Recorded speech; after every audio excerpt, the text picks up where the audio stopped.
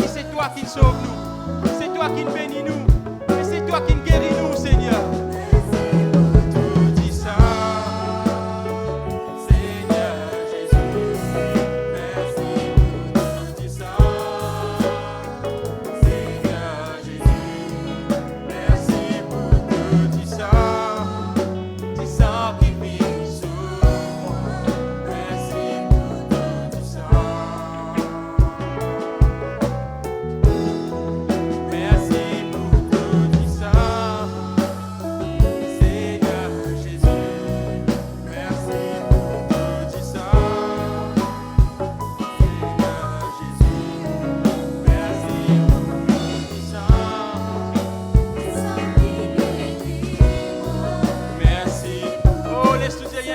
Ce matin, tu sens qu'il fait une guérir nous.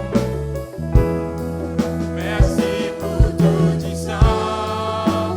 Oh, kérébé, yanda la papa, chérébé, bébé. Bolo, bo, bo, bo, bo, bo, bo, bo. Oh, oh, comme maman, chérébé, bébé, bébé, bébé. Prends toute la place qui te revient, Saint-Esprit. Nous connaissons de là ce matin, Saint-Esprit. Oh, laisse-nous louer les points de mouvement ce matin avant le bien monde. Nous la louange vers ce trône. Oh, merci pour ton précieux sang ce matin, Seigneur Jésus. Ton précieux sang qui nous guérit nous, qui nous lave nous, qui nous purifie nous, Seigneur.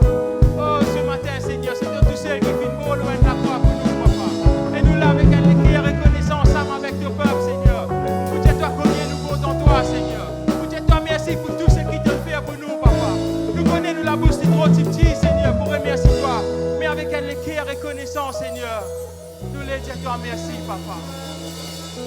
Oh, sois glorifié, notre Dieu. Sois exalté, Seigneur. Et voilà, famille de Bethel, nous souhaitons tous la bienvenue de cette culte d'adoration. Avant nous dire, les fins mots pour moi. Les fins mots pour moi là-bas, afin qu'il me gagne la vie. Laisse-nous joindre, nos frères, nos sœurs, qui à côté de nous, j'ai un bonjour, avec un sourire ce matin. Les fins mots pour moi. Les fins mots pour moi là-bas, les fins mots pour moi, lui donne-moi la vie. Hosanna avancé, Hosanna avancé, Hosanna avancé, Jésus vient ressusciter. Les fins mots pour moi.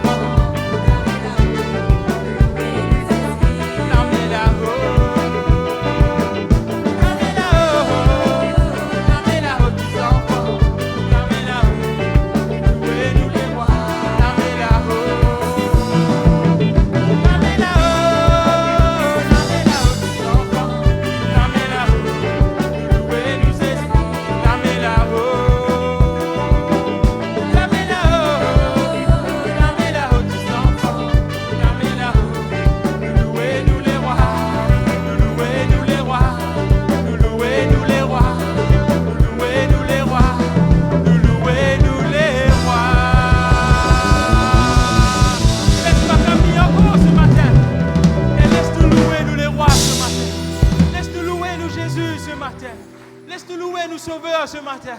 Oh oui, Seigneur Jésus. Nous les louons, toi, de tout nous les créer ce matin, papa. Parce que c'est toi qui fais mort pour nous, Seigneur. C'est toi qui fais mort loin de la croix pour nous ce matin, papa. Et nous là ensemble avec ton peuple uni.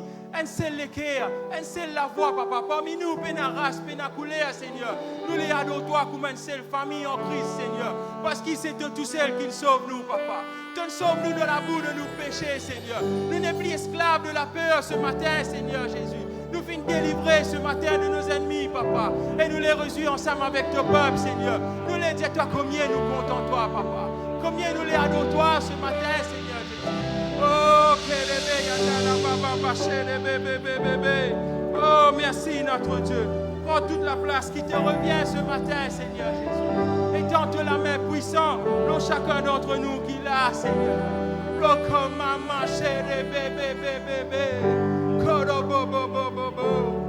Oh, laisse-nous parler en langue ce matin. Laisse-nous parler le Saint-Esprit ce matin. Baptiste Élie ce matin, Lila. Laisse-lui visite-toi ce matin. Oh, laisse-lui touche-toi ce matin. Kerebe yandala baba bache de bébé bébé. Koro bo bo bo bo bo bo bo bo bo. Roko mama che de bébé. Yandala baba baba baba baba. Oh, kiribi yandala baba baba baba. Prends toute la place ce matin, Saint-Esprit. Visite chacun d'entre nous, Saint-Esprit. Nous ne vivons pas à cause d'un homme ce matin, papa. Et nous vivons à cause de toi, Saint-Esprit. Et nous connaissons là, Saint-Esprit. Ta présence est là, Saint-Esprit. Ta présence est palpable dans nous la vie ce matin. Oh oui, notre Dieu. Ouvre dans ce lieu, papa. Nous l'avons la dimension de toi, Seigneur. Nous sommes vrais adorateurs de ton royaume ce matin, papa. Oh, laisse-nous mouvoir nous la main ce matin. Laisse-nous contempler la présence de Dieu ce matin. Certainement, le Seigneur il a des meilleurs pour toi ce matin. Fais-lui confiance ce matin. Oh oui, Seigneur. Merci, notre Dieu.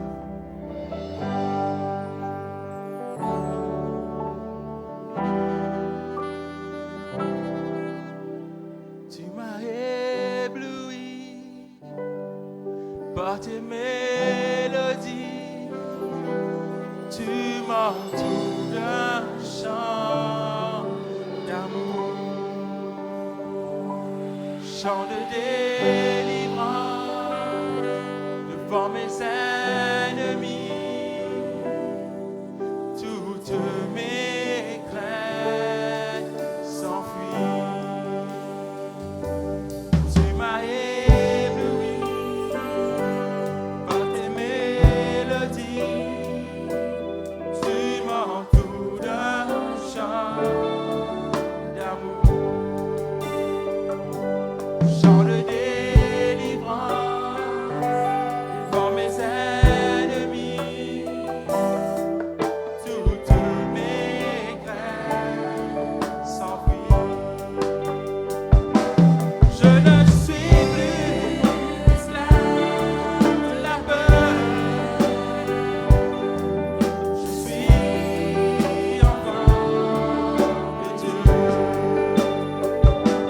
Je ne suis plus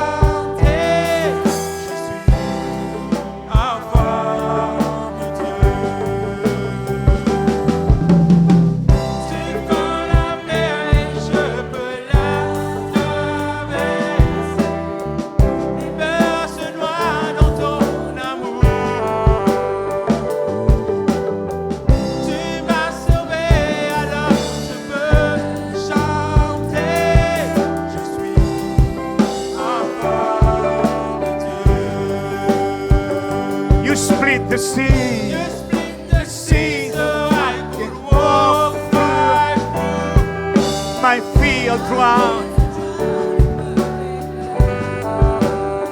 You rescue me.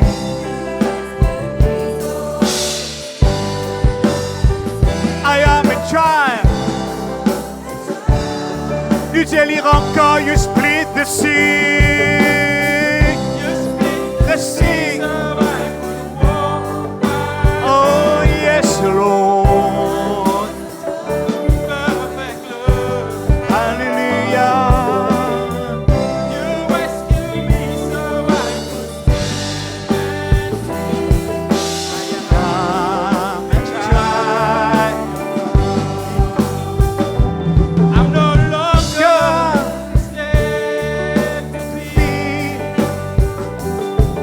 I am I'm a child of God. I'm no longer a slave to fear. Hallelujah. I am a child of God. Oh, hallelujah. Je suis plus, Kerebeanda rabababababa la gande sindo volo. je suis Enfant de Oh, Dieu. la main nous a dit ce matin, je ne suis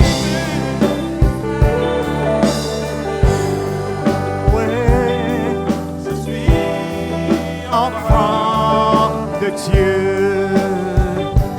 Je ne suis plus, Là, de la peur. je suis Enfant de Dieu. Je ne suis plus, De la peur. je suis Oh, Enfant. laisse derrière une dernière fois ce matin. Je Alléluia. ne suis plus, Esclave de la peur. je suis Enfant de Dieu. Je suis Enfant de Dieu. Je suis ensemble encore. Je suis enfant de Dieu.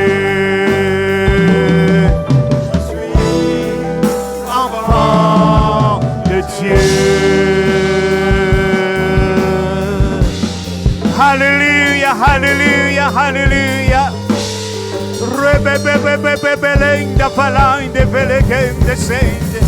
Merci Seigneur, ta sainte présence. Merci Seigneur pour l'homme de Dieu, ton serviteur, ta parole Seigneur, qui esprit et vie, alléluia. Amprende, venge, sinda, falainde, pegainde, idibiante, satarabalaganda, rebelegende. Merci Seigneur, merci, merci Jésus pour cette réunion, merci pour le mouvement de l'Esprit, alléluia, sur nos cœurs, alléluia, ton Esprit nous convainc du péché, des justices et des jugements, alléluia, sois loué, sois béni, sois glorifié et sois élevé Seigneur. Oh mon Dieu, combien tu es digne de louange, combien tu es digne d'adoration, alléluia.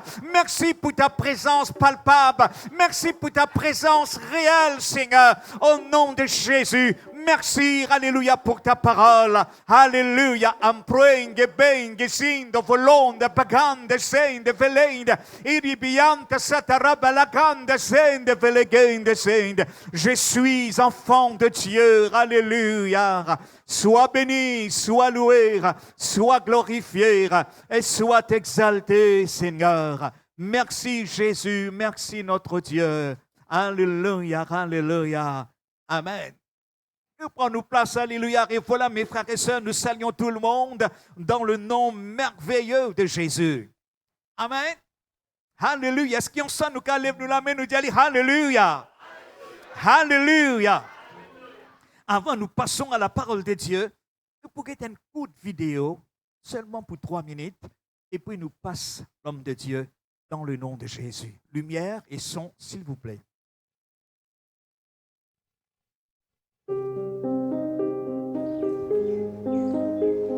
Donc ce petit couloir qui mène à la plage, je le connais bien. Lumière. Par cœur. Ça, c'était mon fil à eau, ça. J'ai dormi là, sous cet arbre, pendant de longs mois. Voilà.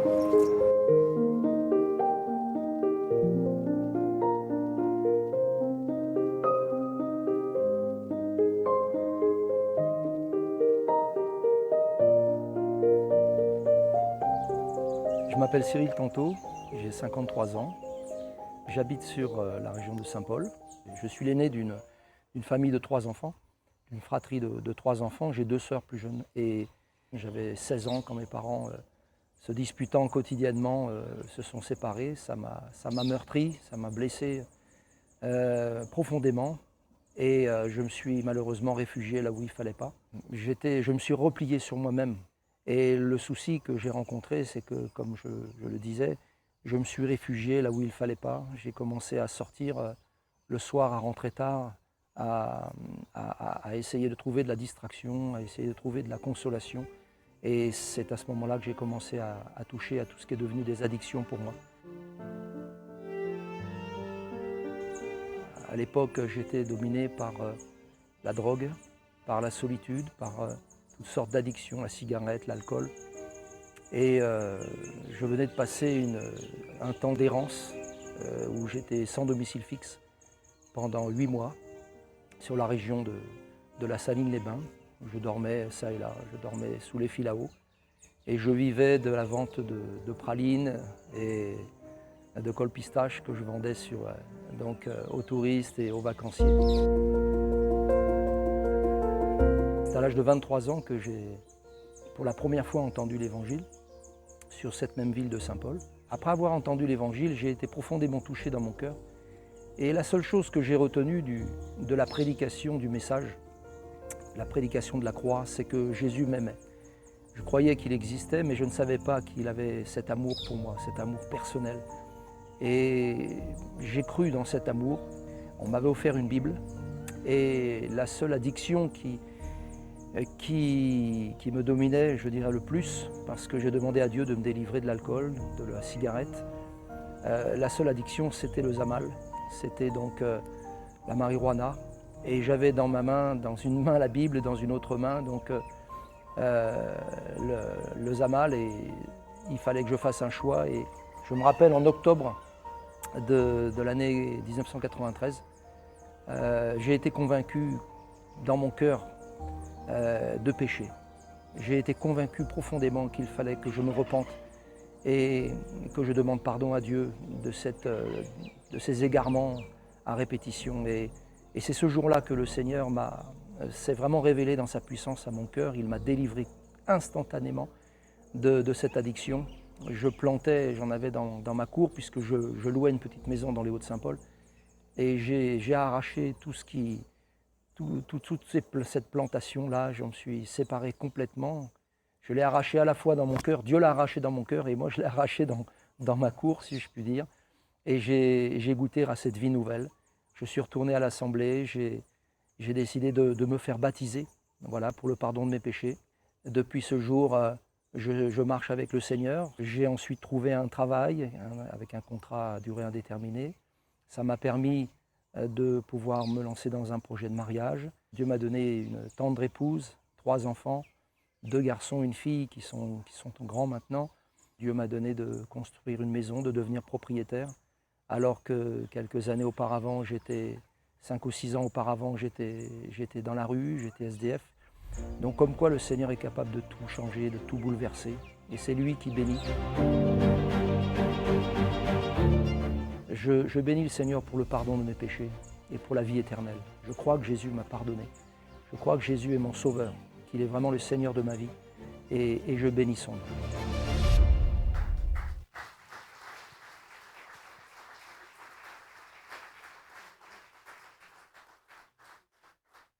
Un témoignage vivant, Cyril Tanto, un homme de la rue, ex-drogué, sans la drogue.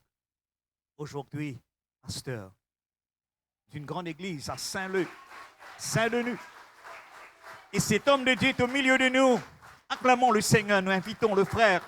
Alléluia. Micro, s'il vous plaît. Alléluia. Merci Seigneur. Merci Jésus. Que Dieu vous bénisse. Un témoignage vivant, réel au milieu de nous. Merci. Dieu vous bénisse, mon frère. Voilà, c'est le Seigneur Jésus qu'on applaudit. Hein. Moi, je ne suis pas une star. Hein.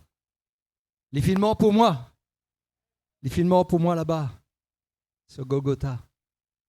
Et pour lui donne-moi la vie. Et je l'ai reçu cette vie, en abondance. C'est la seconde fois que je viens ici à Bambou et je remercie votre pasteur, pasteur Devin. On s'est vu à Pâques, à Saint-Denis, à La Réunion. On s'est revus ensuite dans une assemblée, un soir de semaine, à la possession. Et c'est la seconde fois donc, que nous venons avec grand plaisir, mon épouse Astrid, avec ma fille Eunice, donc, on l'a accompagnée parce qu'elle va faire un stage. Elle est étudiante en école de commerce internationale et il fallait trouver un stage pour elle pour valider sa première année. Et par la grâce de Dieu, elle a trouvé un stage à la Société biblique de Vacois. Voilà, donc tout le mois de juillet, eh bien, elle sera là. Et en tous les cas, vous avez les salutations de toute l'assemblée de Saint-Leu, dans l'ouest de La Réunion. Est-ce qu'il y en a qui sont venus déjà à La Réunion et qui connaissent la ville de Saint-Leu? Non? Alors j'espère qu'un jour vous ferez le voyage et vous viendrez eh bien, à l'assemblée et vous vous réjouirez avec nous aussi. Parce que vous savez, là-bas, on chante mauricien. Hein. On chante mauricien. Et le cantique de notre frère et ami King, on le chante souvent. C'est devenu comme un hymne, en fin de compte, pour nous. Et très populaire. Et le sang créole, que ce soit Maurice, La Réunion, il y a de la joie, on chante pour Jésus. Gloire à Dieu. Allez, nous allons maintenant ouvrir notre Bible ensemble dans l'évangile de Luc, au chapitre 24. Et je voudrais, à l'issue du message, pouvoir aussi avoir un temps de prière. Vous faites face à des besoins. Je fais face à des besoins, nous tous. Des besoins différents, des besoins divers. Et la Bible nous dit qu'il faut s'efforcer de ne pas s'inquiéter. Vous savez, est-ce que quelqu'un est en mesure de dire « Moi, je ne m'inquiète jamais ». Ce n'est pas vrai. On s'inquiète tous d'une manière ou d'une autre, parce que ça nous colle à la peau, c'est quelque chose qui est vraiment dans notre nature humaine, de vivre dans l'inquiétude. Et pourtant, il faut aller à contre-courant de ça. Et il faut faire confiance à Jésus qui nous dit « Qui de vous, par ses inquiétudes, va pouvoir ajouter une coudée à la durée de sa vie ? Qui de vous, par ses inquiétudes, pourra changer sa situation? Non, ce n'est pas en s'inquiétant que les choses vont s'arranger. Mais le Seigneur nous a donné un moyen pour surmonter les difficultés et pour dominer l'inquiétude et ne pas la laisser nous dominer, elle. Et ce moyen, c'est la prière. Ne vous inquiétez de rien, mais faites en tout temps, par des prières, des requêtes et des supplications, faites connaître vos besoins à Dieu. Et la paix de Dieu, parce que la paix de Dieu, c'est notre partage à nous qui sommes enfants de Dieu. Elle n'est pas pour ceux qui ne croient pas à la paix de Dieu. Elle est pour ceux qui croient. Ceux et celles qui un jour ont dit oui à Jésus. Eh bien, la paix de Dieu qui surpasse toute intelligence, elle gardera nos cœurs et nos pensées en Jésus. Concentrés sur Jésus. Et ce matin, Jésus, où il est? Il est en nous, il est là. Et il est présent dans ce lieu. Et si quelqu'un disait, prouvez-moi qu'il est présent dans ce lieu, puisque je ne le vois pas, vous dites qu'il est là. Comme tu l'as dit, mon frère, il est en nous. Il est dans nos cœurs. Et c'est pour cela que nous croyons que Jésus est présent. Lisons quelques versets au chapitre 24 de l'évangile de Luc, verset 25. Luc 24, verset 25. Alors Jésus leur dit, ô homme sans intelligence et dont le cœur est lent à croire tout ce qu'ont dit les prophètes.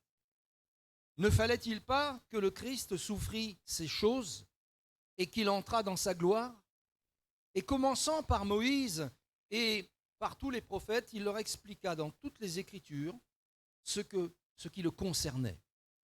Lorsqu'ils furent près du village où ils allaient, donc c'était le village d'Emmaüs, à quelques kilomètres de Jérusalem, lorsqu'ils furent près du village où ils allaient, il parut vouloir aller plus loin. Amen.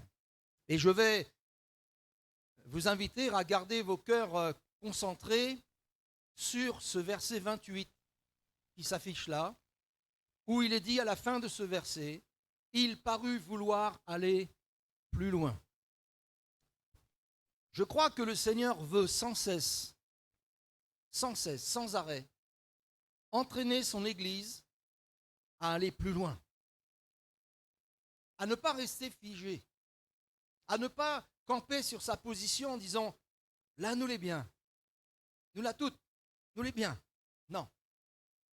Ce qui fait la différence entre les religions et les monuments qui s'y attachent, et l'Église de Jésus qui est un mouvement et non pas un monument, l'Église de Jésus, elle est comparée dans la Bible à un corps.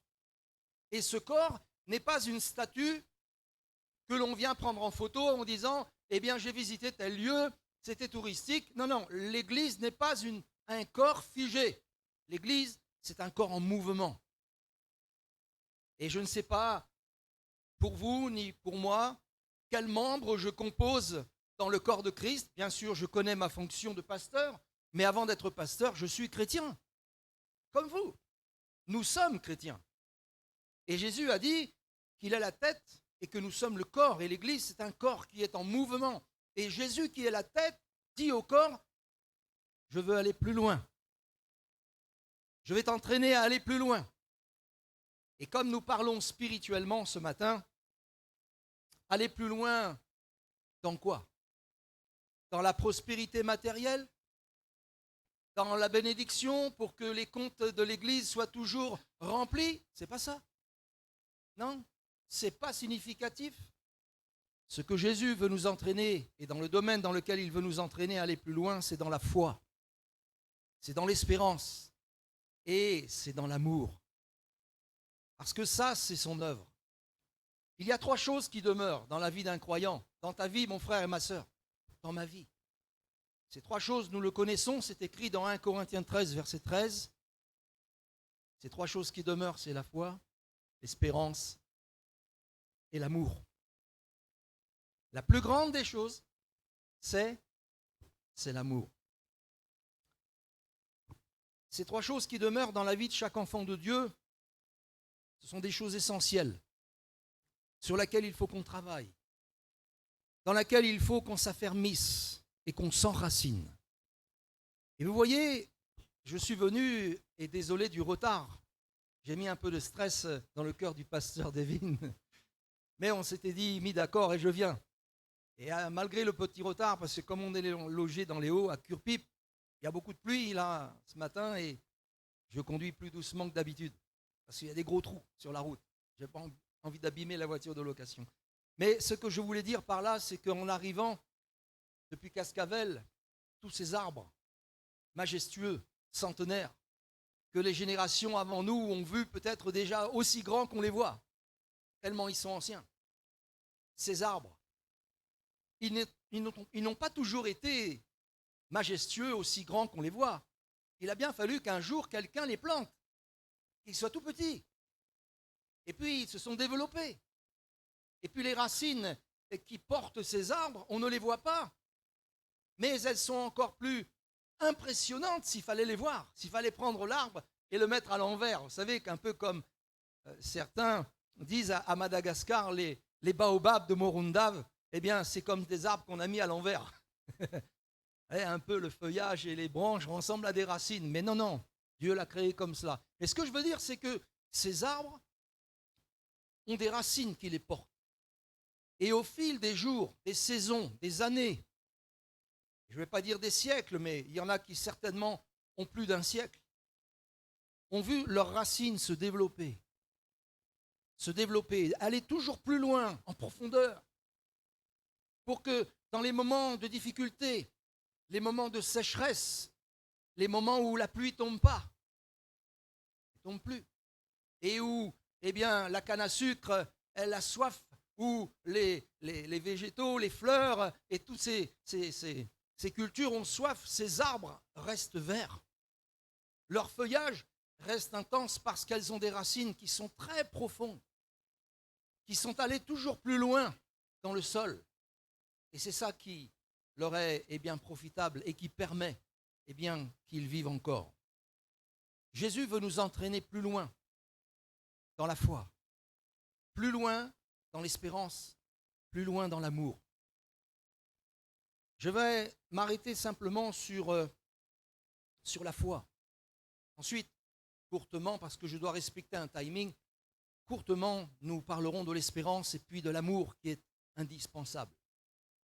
Dans la foi, en Jésus, nous voyons le Seigneur dire à ses disciples, alors qu'il était sur le rivage et qu'il y avait là cette grande foule, cette foule extraordinaire, à qui il avait multiplié les pains et les poissons, à qui il avait donné à manger, et ils ont été tous rassasiés.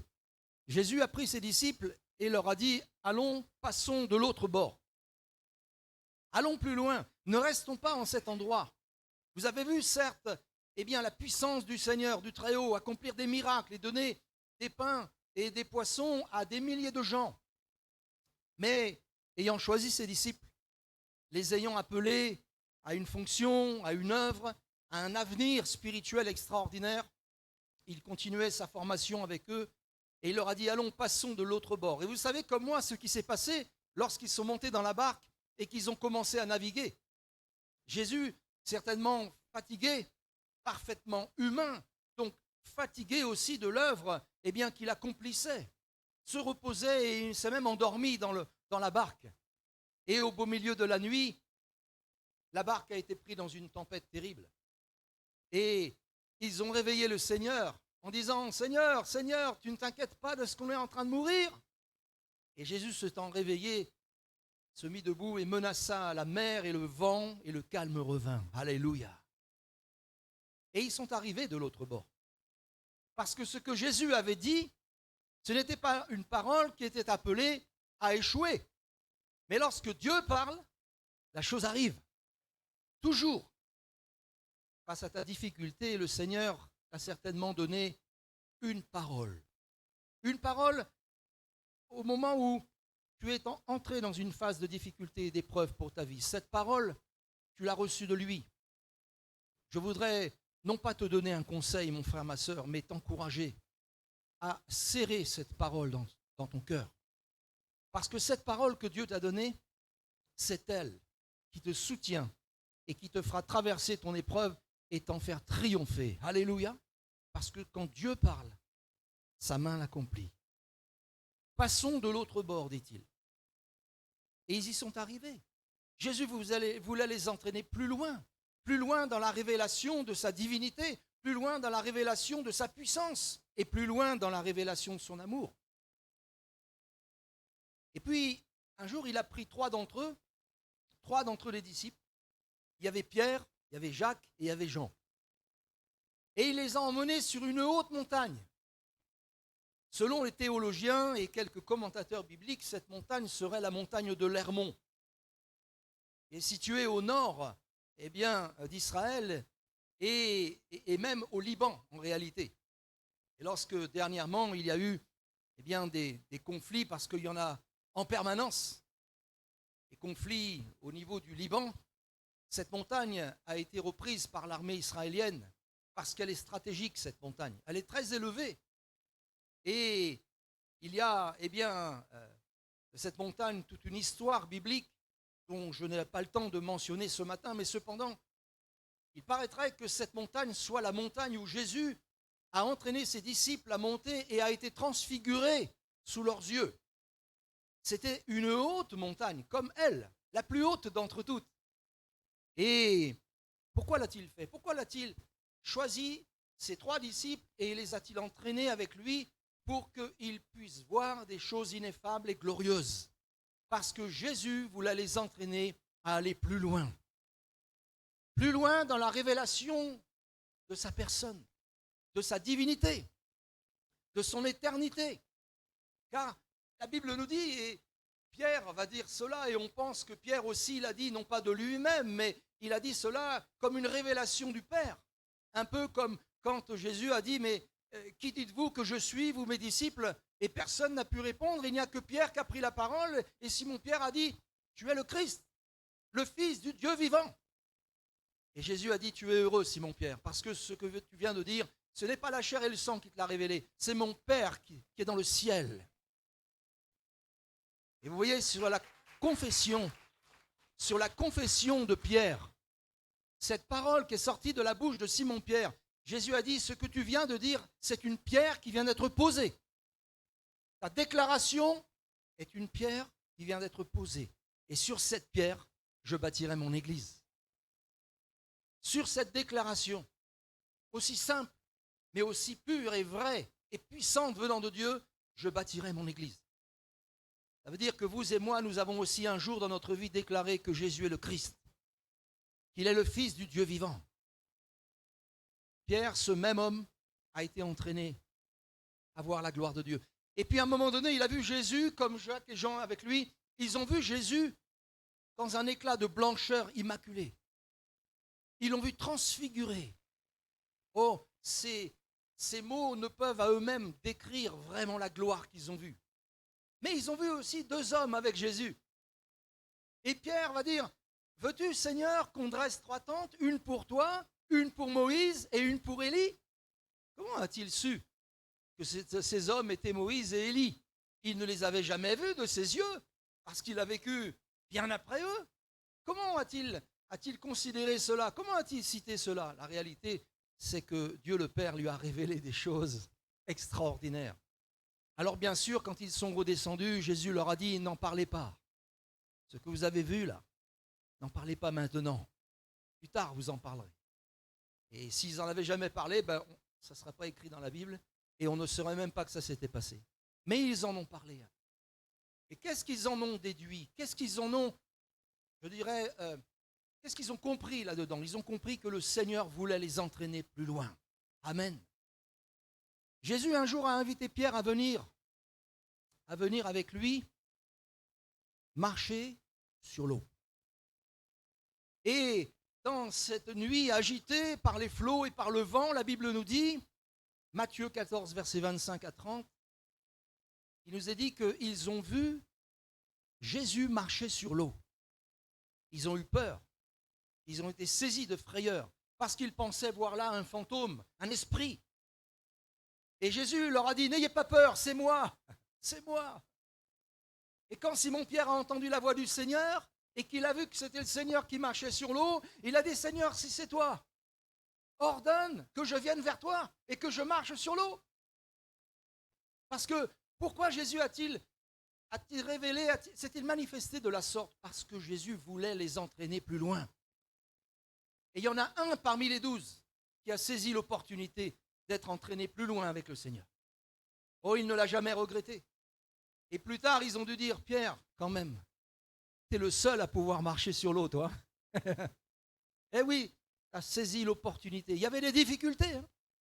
Il y avait des difficultés. La mer était agitée, c'était pas calme. Mais même quand bien même ça aurait été calme, qui d'entre nous aurait dit, je vais marcher sur l'eau? Malgré les difficultés, il a vu l'opportunité. Vous savez, il y a des gens dans la vie qui font le contraire. Au lieu de se dire, dans chaque difficulté, il y a une opportunité, ils se disent, dans chaque opportunité, il y a toujours des difficultés. Alors, ils voient le verre à moitié vide, au lieu de le voir à moitié plein. Il y avait une opportunité. Pourtant, il y avait des difficultés. La mer était agitée. Ce n'était pas facile. Mais il y avait une opportunité d'aller plus loin avec Jésus. Et Jésus, qu'est-ce qu'il a dit? Il a dit, Pierre, viens. S'il n'avait rien dit, parce que Pierre a dit, ordonne. Il savait, il connaissait, Pierre, la puissance de la parole de Jésus. Il savait que sans parole de Jésus, il n'y avait rien qui allait s'accomplir. Aucun miracle. Est-ce que ce matin, tu crois que Jésus te parle? Alors ça veut dire que s'il te parle, tu vas vivre un miracle. Tu vas le vivre pour ta vie.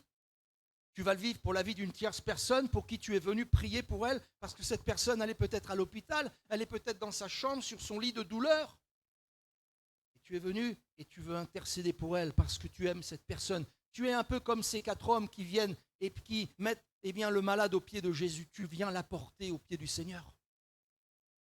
Je voudrais te dire, laisse le Seigneur te parler et te convaincre, comme il a convaincu Pierre de venir et de sortir de la barque. Et Pierre, il est sorti de la barque. Pierre, il a mis le pas, le premier pas, puis le deuxième, et il a marché sur l'eau. Bien sûr, vous connaissez la suite. Il a eu peur, il a douté, et puis il a commencé à s'enfoncer. Mais le Seigneur ne l'a pas laissé couler et sombrer jusqu'au fond de la mer.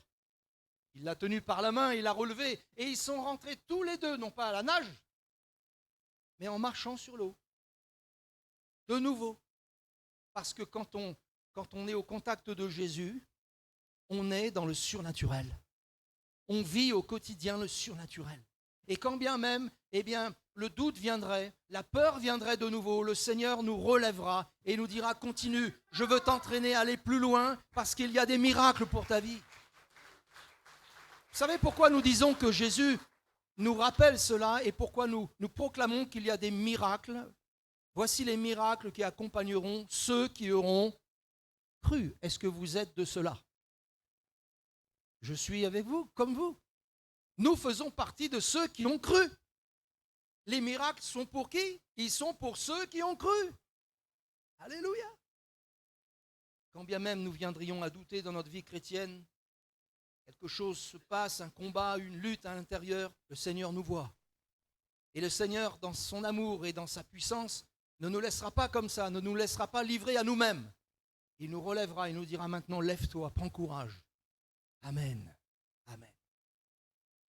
Et puis il y a aussi un domaine dans lequel il est important d'aller plus loin et le Seigneur veut nous entraîner, c'est dans la sainteté. Parce que l'Église de Jésus, elle attend le retour de son Maître. Et comment l'attend-elle? Attend-elle le retour de son Maître? Elle l'attend en marchant dans la sainteté et dans la justice tous les jours de sa vie.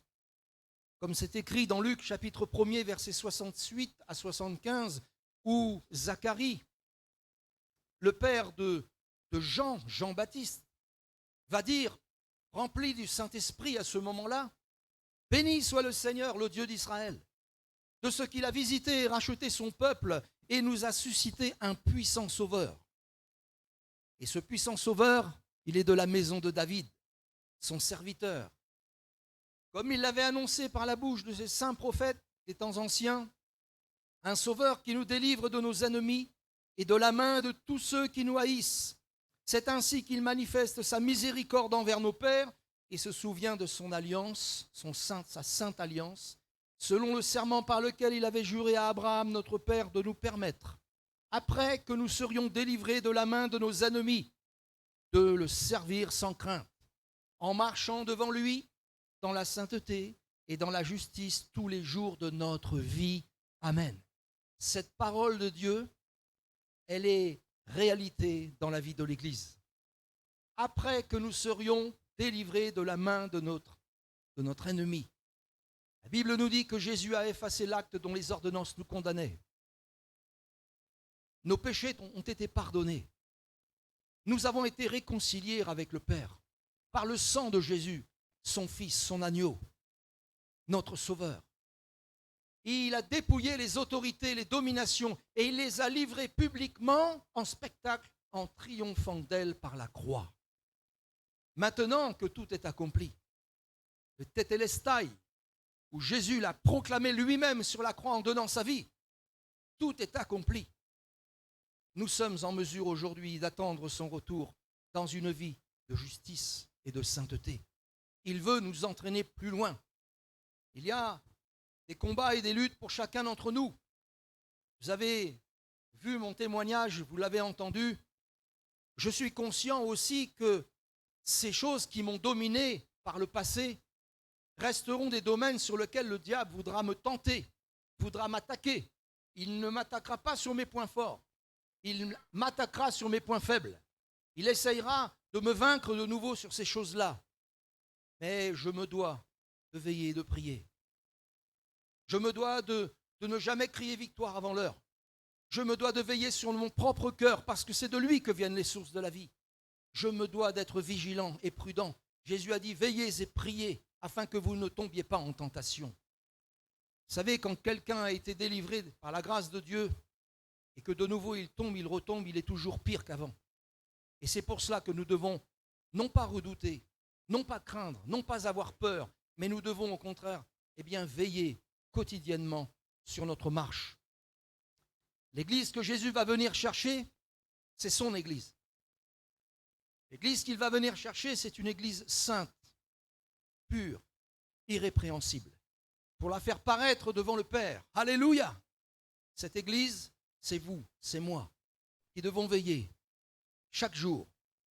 Que celui qui est injuste soit encore injuste, dit la Bible.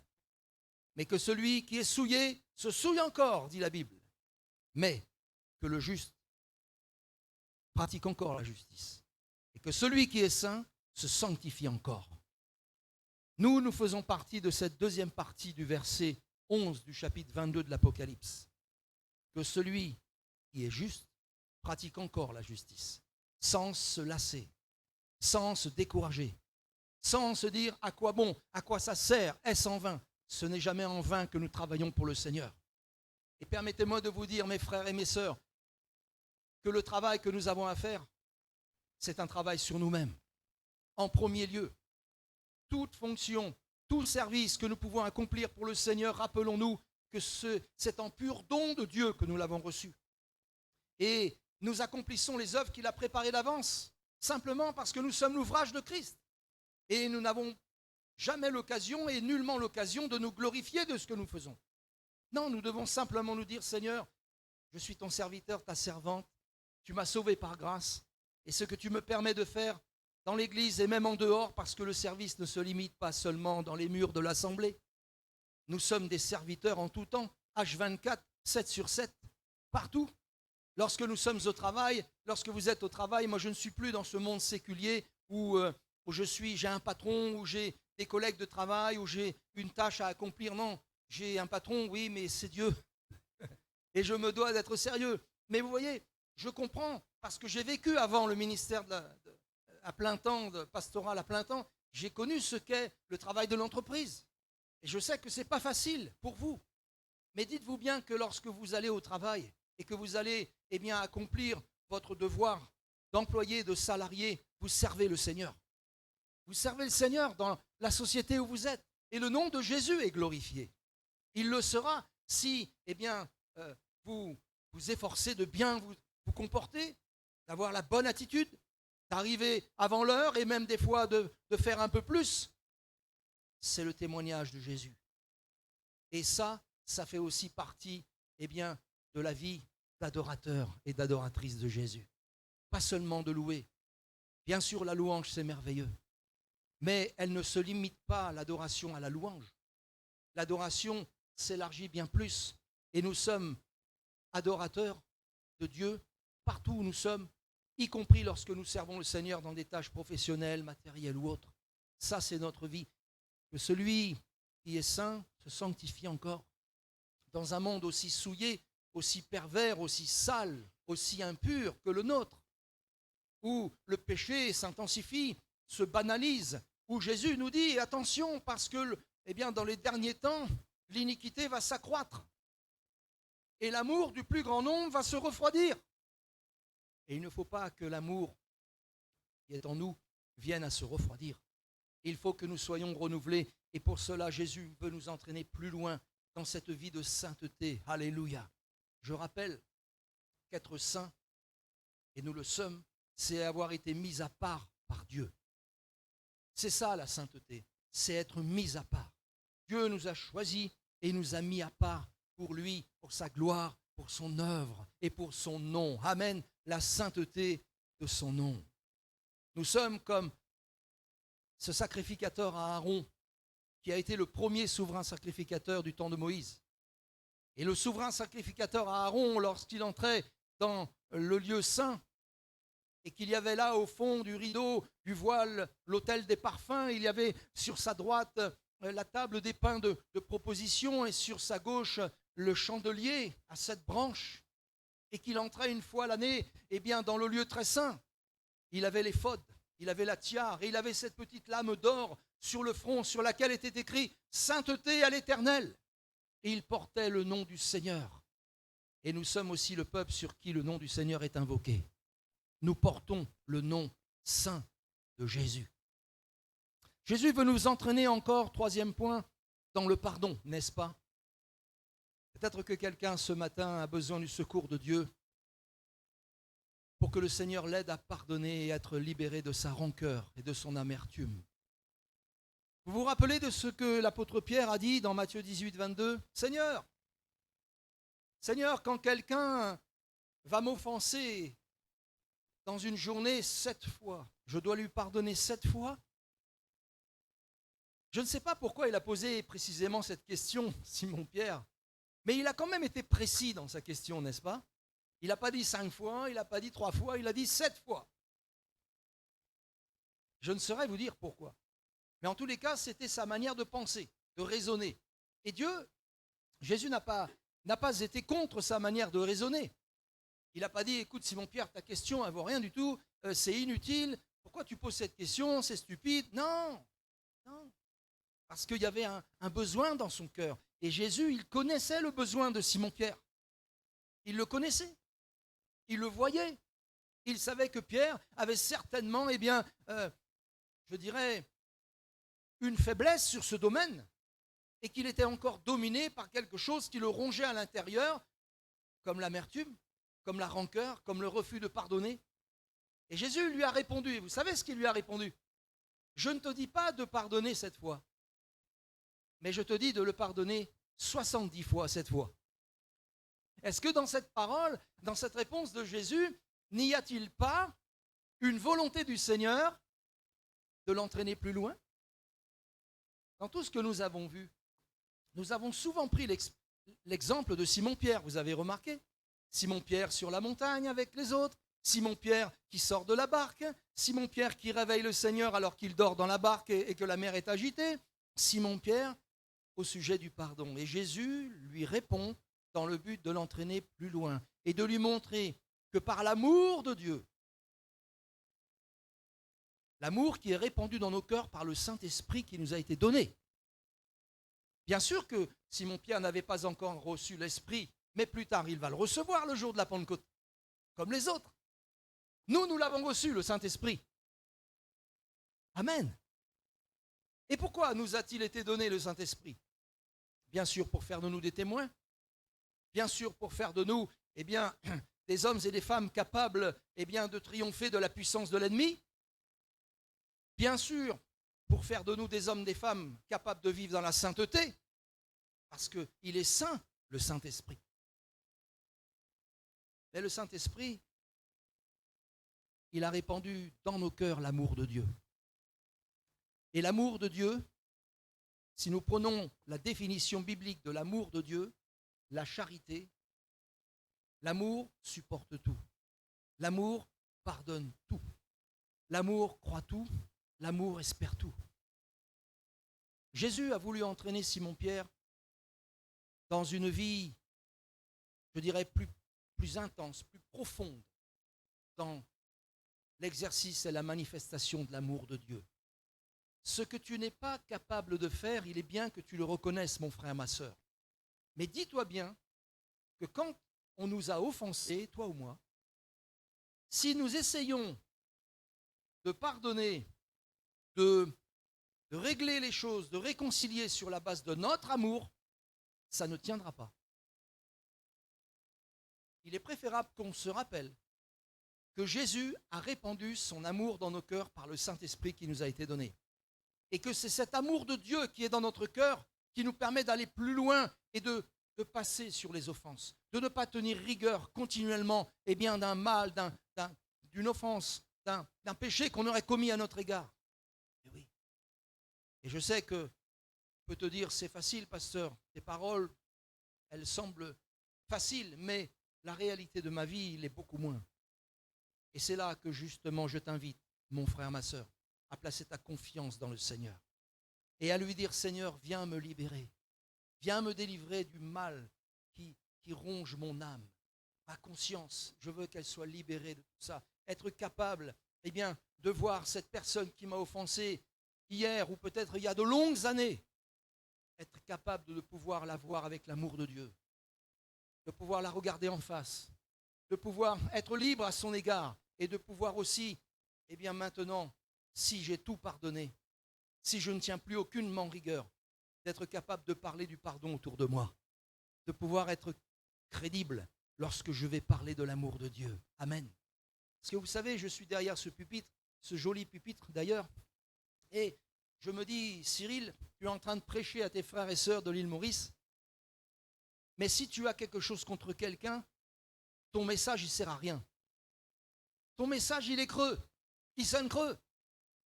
Si je n'ai pas l'amour, si nous n'avons pas l'amour, nous sommes comme cette cymbale qui résonne. Quand c'est tout seul, pris individuellement, le son, il est bizarre, hein? C'est pas beau, hein? Et par contre, quand le jeune, il commence à prendre les baguettes et à jouer et à harmoniser tous les instruments, tous les ustensiles, ben, ça fait un son de batterie et c'est agréable. Vous voyez? Ce que je voudrais vous dire, mes chers frères et sœurs de la région de Bambou et d'ailleurs, c'est que le Seigneur veut nous entraîner à aller plus loin dans la foi, plus loin dans la foi, toujours plus loin. Ne jamais camper sur nos acquis ou nous arrêter sur nos acquis. Et puis, il veut nous entraîner à aller plus loin dans la sainteté, plus loin dans la justice. C'est lui qui nous sanctifie. Par quel moyen? Par le moyen de sa parole. Elle nous sanctifie, la parole de Dieu. Quand on la reçoit, quand on dit Amen à ses commandements, quand on est bien désireux de la lire, de la relire, de l'écouter, de la pratiquer, parce que, vous savez, elle est là pour ça. Elle nous a été donnée pour ça. C'est pour la vivre. Amen. Et si quelqu'un dit je ne comprends pas la Bible, eh bien, vous pourrez lui dire, et je pourrais lui dire comme vous, eh bien, mon ami, si tu ne comprends pas la Bible quand tu la lis, efforce-toi de la mettre en pratique et tu comprendras tout ce qu'elle veut te dire. Le Seigneur veut nous entraîner à aller plus loin dans le pardon. Être des modèles du genre. Être capable de dire, et que les gens disent de nous, eh bien, vous voyez, les chrétiens de l'Église de l'Assemblée de Dieu, ce sont des gens qui savent pardonner, qui ont appris à le faire, qui ne sont pas des hypocrites et qui ne vont pas chanter, louer, venir à l'église tout en ayant de la rancœur envers quelqu'un. Ce sont des gens qui sont des modèles. Mais d'où ont-ils appris tout ça? Qui leur a appris tout ça? C'est le pasteur qui leur a dit? Oh, certainement, il a dû vous le dire 1000 fois avant moi, le pasteur Devin, qu'il faut pardonner. Mais qui nous a appris ça? Je ne vois qu'un seul, c'est Jésus. Si vous vous aimez les uns les autres, c'est ma conclusion. C'est à cela que le monde croira que vous êtes mes disciples. Plus loin dans l'amour. Plus loin dans l'amour. Les dimensions de l'amour, d'ailleurs, cet amour dont je rappelle qui a été répandu dans nos cœurs par le Saint-Esprit. Romains 5, verset 5. Ces dimensions de l'amour toujours plus larges, toujours plus longues, toujours plus profondes, toujours plus hautes, ces dimensions. Dans Éphésiens chapitre 3, l'apôtre Paul parle de la famille de Dieu, parle de la notion d'une famille issue d'un seul Père et un même Père qu'est Dieu. Et il nous montre aussi, il nous parle de l'amour de Dieu. Cet amour que seuls les croyants, les saints, dit-il, peuvent connaître dans ces dimensions. C'est avec tous les saints et pas individuellement replié sur moi-même en disant ils y comprennent rien, moi je sais. Non, jamais. Être ensemble. C'est ensemble que Dieu, c'est quand nous sommes ensemble que Dieu envoie la bénédiction et la vie, n'est-ce pas? Il est donc doux et agréable d'être ensemble. C'est ensemble, dans la marche, ensemble, que nous connaîtrons les dimensions véritables de l'amour de Dieu. Sa largeur.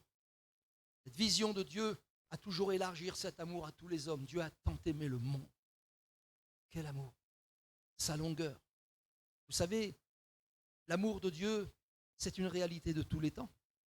Nous sommes dans le temps de la grâce, ça fait 2000 ans que ça dure.